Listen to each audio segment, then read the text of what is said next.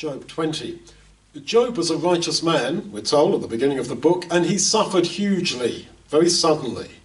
Not because he had sinned in some awful way and needed to be judged because of it.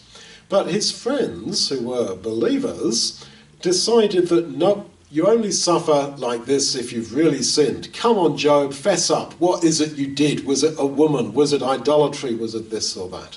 And he says, no, it wasn't. They said, oh, you're lying. Come on, fess up. And Zophar here gets so caught up with this idea that he develops his own narrative to the point that he says about Job that you have oppressed and forsaken the poor. You violently took away a house. No.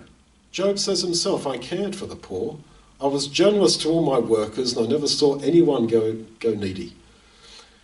You see what happens? That you start on a suspicion, which is often misguided and misplaced, and you feed that. And it grows in your mind, and you keep repeating the narrative until you become absolutely convinced of a totally false narrative. This is what you see with the friends. That they worked themselves up to a point that they concluded that Job has actually oppressed the poor and actually violently took away someone's house from them. He did nothing of the sort. And we can all catch ourselves very easily doing that.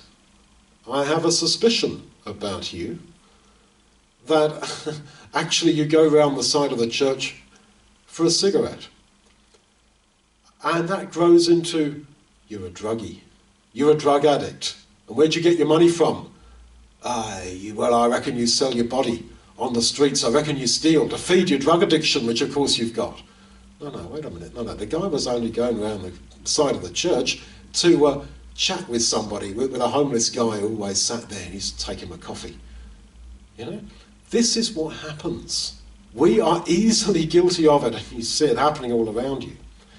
This is where the teaching of the Lord Jesus is so powerful.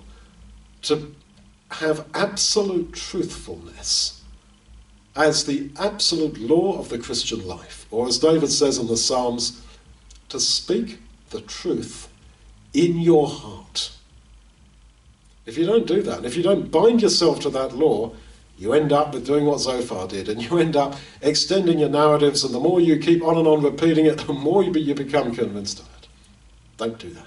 Speak the truth in your heart.